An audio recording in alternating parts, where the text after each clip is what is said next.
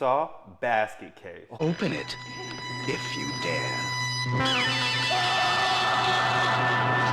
Basket Case. I think straight out the gate I should just say, this movie was pure fun. Pure fun, pure entertainment. That's an interesting way of putting it, but I mean, I would agree. There's a lot of fun to be had in the movie. Definitely. Basket Case. It's a 1982 exploitation film, somewhat of a parody of an exploitation film. Some would say. Okay. Even like, the movie is very intentionally funny, intentionally over the top. It's your classic cheesy horror movie. See, I didn't even think about it like that. When I was watching it, I never thought of it in terms of it being a parody. I just kind of got the vibe that this was the movie they just happened to make. So if that was their intention, they did pretty well. Right, yeah. I mean, everything about this movie is pure cheese. You know, what is that cheese? Over-the-top acting, over-the-top special effects, low-budgeted special effects, low-budget filmmaking. Braden, walk me through the plot of this movie. The plot. All right, so this movie is about a man named Dwayne Bradley. Dwayne Bradley, he's always carrying around this basket. Everyone wants to know, what's in the basket? What's in the basket? What's in the basket? He's kind of a weird guy. People got all kinds of thoughts about what could possibly be in this basket.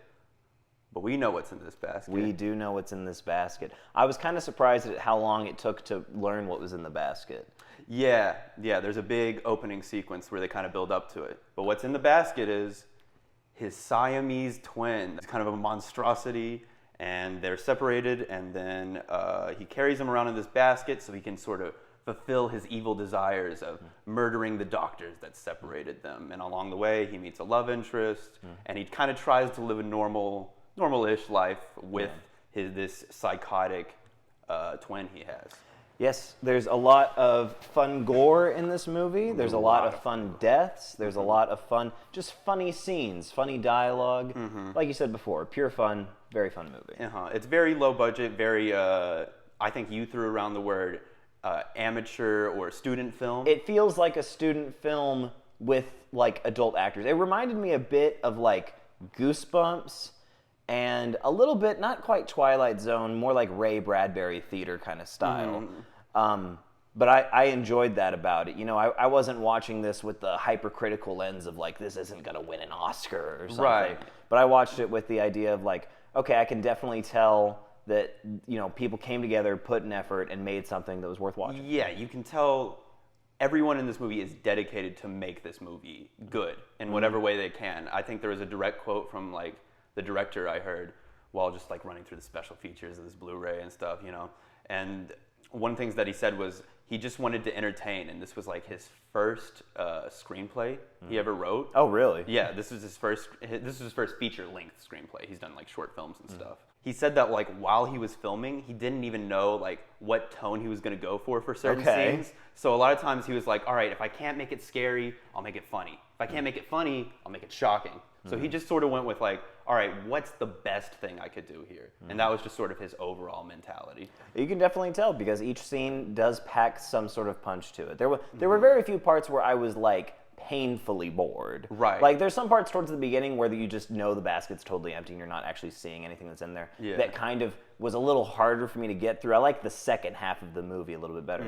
Interesting fact about this movie, Braden, so I had watched this movie with you sort of the first half a long time ago, and then we just watched it again. I never saw the ending of it. I was surprised to find out this movie was considered NC-17. Yeah. Now, for a while I'm watching the movie, I'm like, okay, was it just that they, you know, were making a movie and the censors were too sensitive about it, kind of like how we talked about with Neighbors, how they censored out that scene that really probably didn't need to be censored out. But then as the movie goes on, I progressively start understanding why. You start noticing, hey, there's a lot of porn on the walls. Yeah, there's porn on the walls. There's, you know, some semi-nudity. You know, you see a nipple through a shirt. So I'm like, okay, they're just trying to get, you know, some people in to watch a movie for that. You see a nipple in a shirt, and then you see a nipple out of a shirt, and then you see a dong. You see a dong, you see the dwong. Yes. What are some of your favorite deaths and like effects in the movie? I love when he kills the woman doctor. I don't know. I don't remember these characters' Dr. names. Cutter. Dr. Cutter. Okay. Well, I love when he kills her, and he's just like she's got all the knives in her, and she just does this big long scream for like probably like a minute or something. No, it was fairly long. It's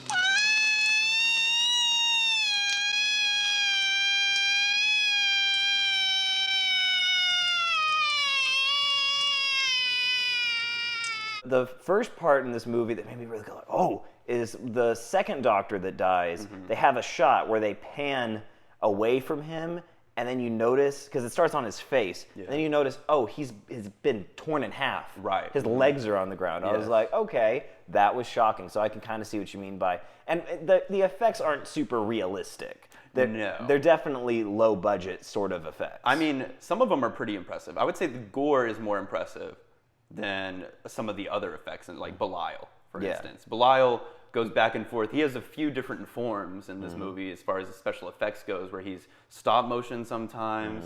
Sometimes he's just a puppet. Sometimes he's a puppet. Sometimes he's just a rubber lump with no one puppeteering him. Sometimes he's just a rubber glove, you know, that just comes on you and pulls something down, you know. Yeah. And it's all very charming, you know. Like, once again, you see the stop motion, you go, oh, that's not really Belial moving. But it adds that charm of like, oh, they really tried. They put effort and they thought of an idea and they were like, let's do this. Let's try this idea out. Yeah. I want to talk a little bit more about the stop motion. I was sort of taken aback when I had first seen it, but that was one of the things that indicated to me that maybe this movie had a little bit more of a budget than it was letting on. I was like, oh, wow, they actually put a lot of effort into a scene that I feel like they probably could have executed if just they shot around it a little differently, or if they used a better puppet. But they threw in the claymation, which I thought was a fun addition to the movie. Yeah. But Nadi, let's play a little game. Okay. How much do you think this movie cost to make? Oh what do you my think gosh. the final budget of this movie? Remember, there's multiple actors, multiple locations. And it's in 1982. It's in 1982. Yeah. They shot on film. Oh, they did shoot on film. And, see, initially I would go to fairly low because some of the shots towards the beginning when he's like walking through the city just kind of feels like guerrilla filmmaking. Yeah. But then there's the scene where he's full frontal nude running through the city. I mean, there's also makeup effects, you know. I'm going to guess... Cost of all the set, you know, cost of all the crew. This may be a little low, but I'm going to guess like $800,000. This movie was $35,000. Whoa! Final budget. Their initial budget was $16,000. But what they did was they would just kept shooting the movie, and then they would just pitch it to random people and just sort of like get whatever money they could from that, and then like get money from like their own pockets to produce this film. That's how you hustle and make so a yeah, movie. this movie was $35,000, like criminally low for a movie. Yeah, now that I think about it, Saw was only like $400,000, so $800,000 may have been overestimated. yeah. However, that's really good. That's amazing that they got this. And that's including like salaries and stuff for the actors? Yes. The thing with this movie is a lot of the actors were like, he either knew them beforehand or he like from another short film, or they were like his family. Like, do you remember the twin doctor, the twin nurses? Those were his cousins. Those the director's cousins. So he shoots with like a lot of like family members, and he kept the crew small, like so small that most of the credits at the end of this movie are fake. Because they were worried. Whoa. Yeah, because they were worried that like people seeing the same names over and over again would like look, you know, too low budget, Too amateur. So they just like made up fake credits. That's pretty cool. So that way they could like fill up time and shit. They would shoot without permits. There's a shot at like the Statue of Liberty when they're on their date, and they filmed that shit. They didn't worry about a permit or anything like that. The crew would actually like dumpster dive for like set pieces. Like if they needed like furniture, they would just like go out to dumpsters and find that shit. Nowadays you just go on Craigslist. Right. So I have one fun fact I learned about this movie. Now I don't know how true this fact is, because I just saw it on like the internet. Yeah. But apparently the woman who plays the love interest, hasn't been in like any more movies since then. And apparently, again, I don't know if this is true, she was bald and she was wearing a wig while filming. She was really bald. Yes. Wow. I'll say, I never really noticed that it was a wig. It Me wasn't neither. like an obvious wig. When I heard that, I was very surprised. I mean, it's pretty bright red hair, but I mean, like I said, like I didn't think it was a wig either. Yeah. Pretty convincing effect for some dumpster divers, you know. There is a scene in the movie, like towards the end, where he goes to this bar with this woman he's seen in his hotel a few times, and she's trying to like comfort him because he's like nervous. So they get drunk together, and he just spills everything. What's in the basket? My brother. And what's funny about that scene is he tells the whole story of him and his brother and how they were separated and how he's killing these doctors. And then immediately after that scene, we get a backstory scene, like a flashback scene, that just says everything that he says in the exposition scene. So it's kind of silly, kind of stupid. Yeah. You watch that scene and you're like, wow, he is talking for a while, because he's really just like, Well, it's like he's reading off the script. He's even going into like, when Belial thinks he can hear my thoughts, but I can't hear his thoughts anymore. Like, he just sounds like he's on, like, just skitzing out on this woman, which I'm sure is what she thought. Right. So the scene that I'm most interested in talking about is the backstory scene. Okay. Now, it's a pretty straightforward premise. This woman was pregnant. She gave birth. They were Siamese twins, except Belial wasn't quite as developed as Dwayne was. And the father resents them for that because they killed the mother. They grow resentment towards their father. The father has resentment towards them. So the father decides, I want to get them separated. And he hires these other doctors, and he's like, hey, let's do this low key. Let's separate them. And what's really funny is the way they pull him in, they don't even like go to an emergency room or whatever. They just perform the operation in the kitchen. He just comes down the stairs, and then they yank him in. And he's screaming, no, help, no. To hold him still. God damn it. No! Hold his arms. No, help! God, no! God, Yeah, and they just remove his brother from him. Yeah. And then he wakes up and he's just got a big old scar. So naturally they're a little upset about this. He goes to get him from the trash or wherever they got rid of him. Yeah. And now they are plotting the murder of the father with the help of his aunt. So then the father hears these noises and he goes downstairs to the basement to discover a pretty large saw contraption. It slides down and slices him right down the middle through the half. Yeah. And they just kind of brush over it in the exposition, and they're like, yeah, we covered it up. Like, the cops never figured it out. And I was like, that seems like a pretty easy murder to solve. Yeah, I mean, all we know is the kid is in the house. That's the one person we know is in the house. And Who he has has reason access to all of these materials? Right. And I don't know. I just thought that was very silly. They brush over it super fast. The grandma, like, they don't even like show cops coming or anything. The grandma just sort of like aunt, the Yes. caretaker, whatever. Yes. She comes up the stairs and they're in like the attic, I guess, and she's just like, yeah, no one found out. Yeah, The police are gone." we're all good guys. Don't worry. Yeah. So, let's talk a little bit about scene. Yes. I wasn't expecting that. Me neither. I was, expecting maybe a little nudity because they had been kind of alluding to that before. But when we just get the full frontal of Dwayne just running in the streets of New York, and then it's revealed that, oh no, actually it was Belial, and he's having sex with the receptionist, and she's screaming, and it's horrible. Yeah. And then I think he has sex with her till she dies. Right. Yeah. I mean, you see a lot of blood down there. Yeah. And you see her just laying there lifeless, and we don't see her again. Yeah. So. So that was quite a shocking and surprising scene. That was the scene that really made me like, oh yeah, this is NC-17. I understand why it is now. Yeah. Now, again, it's not so that it's not so scary. It's kind of goofy, and that's kind of what brought the movie down a few points for me. Is I was like, Really? it just felt like a little too much shock value. Really. Okay. And I mean, it just feels weird.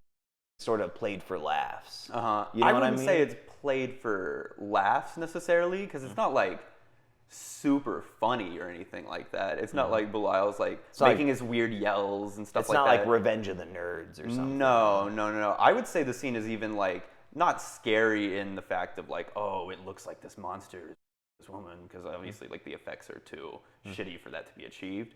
But like it is kind of creepy. The idea of just like this little intruder coming in, and like the scene's shot very like slowly and stuff like that, whereas like other scenes in the film are very like spastic and loud, and so I wouldn't say that like they're necessarily like making fun of. Now they are using the shock value, but I mean that's the nature of these like exploitation low budget movies. It's like you gotta see crazy shit, and you gotta see blood and guts. I mean, I guess when you put it that way, it kind of reminds me of like Friday the 13th and like Evil Dead. Exactly. So I get that. It still was just a little too. I don't know. For me, I don't know how I really felt about it. I couldn't. If that scene either wasn't in the movie or just was incorporated differently, it may have brought up the movie for me just a little bit. For me, it's more so like going back to that director's philosophy of like he just wanted to entertain, he just wanted to put something in the screen, like in every scene where you could be like, oh, this is going on, you know what I mean? Like, I think the shock works there in the sense that it just makes the scene somewhat interesting and it gives you another thing to talk about with this movie. That's fair. Like, I was fully engaged during that scene. I guess that is. You know what I mean? For me, it's not the problem. The problem is sort of the ending. Not so much what happens at the end, because it's a pretty straightforward ending. He gets mad at Belial. Because I wanted her! You see what it be! What's wrong with you? They end up killing each other, you know, the end. I just think it happens sort of fast. Yeah. You know? Like, it's immediately after the previous scene, and then it just... He runs up to the top of the stairs of the hotel, like he runs back to his room, and then they fall out the window essentially. Like there's not too much back and forth. There's not too many people going like, "What is that?" and him having to explain or anything like that. I was thinking that it could have happened a little quicker. He comes in and sees, you know, his twin Siamese brother monster having sex with his girlfriend until she died. And then he doesn't just kill him there. Like, I felt like the conflict could have happened there and he could have fallen out the window of the apartment. Why does he have to run back to the hotel? I didn't even think about that. Yeah, he like takes the time to like shove him in the basket and make sure he's hidden and then like run all the way back to the hotel. Yeah, I now that you've put it that way, I guess, yeah. I mean, I guess the hotel's like the main setting of the movie, but like that didn't feel as important yeah, to me. when I said the conclusion happens fast, I'm more talking about like him just hating Belial right there. I guess, you know, he has a reason to, but like just the death of him happens so fast. But when you put it that way, I can definitely see your point. Yeah. This is a goofy, silly movie. What themes could we possibly pull from this, if any? If you're stretching. Betrayal.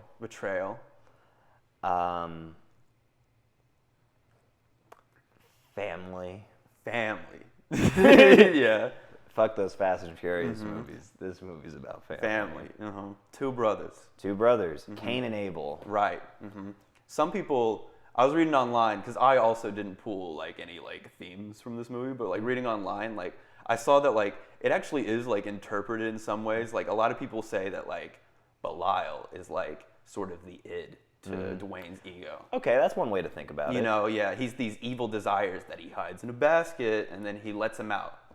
Or you could even look at the basket as like Pandora's box. He lets it open and all the world comes crashing down because of a result of what he does. And then you can also say the movie is in a way sort of commenting on like how we treat people who are deformed or different, you know? Okay. How they instantly just want to cut him off and dismiss Belial as a monster, even though, you know, maybe he could have been an okay guy if he wasn't treated so unfairly and called a monster like straight from birth. Fair enough. Yeah. All right, well, maybe this movie had a little more to say than I was going to give it credit for. Yeah. All right. Let's get into ratings. Let's get into ratings. Okay, so I think our ratings are going to be fairly similar. Right. I gave it 3.5. I was glad that I watched. It wasn't over, and I was like, oh well. Yeah, I'm also going to go 3.5 on this. I think it leans somewhat closer to a 4 maybe than a 3 because it is charming the whole way through. It is fun to watch, entertaining, interesting throughout the entirety of the film. But as far as like flaws that knock it down those points, I would say like it does drag a little bit in the beginning, like you were saying, before you can like see Belial. Like they do give you some gore, but every now and then, you know, when you're watching the first sort of 30, 40 minutes of this movie, you're kind of like, all right, when are we going to get to like more of the Belial stuff, more of the deformed, you know, brother stuff? How much time do you think they could have cut out of this movie? I think a decent amount. There's also like plot threads that don't go anywhere. Do you remember that scene with like the detective? Yes. That goes nowhere. I thought it was weird that he didn't at least like come out at the end and like stand over their bodies and be like, so that's what's in the basket or something like that. You know, like there's absolutely nothing. He like comes in, he intimidates Dwayne, and then gone, never to be seen again. So there's little plot threads like that don't add up, which usually in a movie like this that wouldn't bother me because it's a silly, goofy movie. But like when the scene itself is entertaining, it's like you can just cut that. So would you recommend the movie though? Yes. Yeah. Just because I think it's, you know, I mean, I wouldn't recommend, you know, if someone's like, okay, Andrew, I need to watch a really good movie, I wouldn't recommend them this movie. Yeah. But if they were like, I want to watch a funny movie, I want to watch a movie that'll make me laugh and that's just kind of silly, I would show them this movie. That's another thing that I would knock the stars down maybe for, just a little bit. Like I would definitely recommend this movie, But you got to kind of be careful on who you recommend it to. It Yes. has an audience. If a person doesn't like appreciate cheesy movies in like a funny way, if they're not into like gore at all in movies, they're probably not going to like this movie or its humor, you know? And so it's probably not something you'd recommend to them. Recommend it to like a film student. To film students or just like a couple of kids who want to just like get drunk and have a funny movie to watch, you know? Could be a date night movie. Maybe not a first date. Maybe not a first date, no. But it's definitely like a funny movie that gets you talking, you know? So I would definitely recommend it. There's not a lot of ways to watch this movie, but I would recommend picking up the Arrow Blu-ray we have here. There's a lot of good special features on this. You get a great interview with the director where he's naked. Yeah, and he's like he's naked and he has his legs crossed and he's smoking like a giant cigar that's not lit. He just keeps like putting it in his mouth and taking it out. Sounds fascinating. Yeah, and then you also get like, you know, tons of behind the scenes, director's commentary. You even get to watch a short film he did about the horrors of being uncircumcised. Great stuff. I would pick up this Blu-ray if you're going to watch this movie. This all sounds like great things to watch. All right. I think it's time we bid the video adieu. It's a good handshake. Yeah, it was. It was a good slap. Goodbye. Goodbye.